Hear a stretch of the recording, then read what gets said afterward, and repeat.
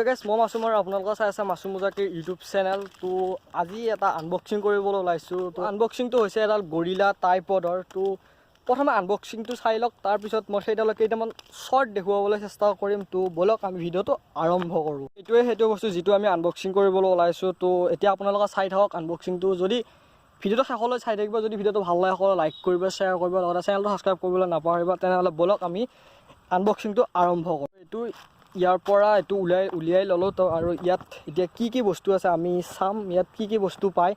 তো বলক আৰু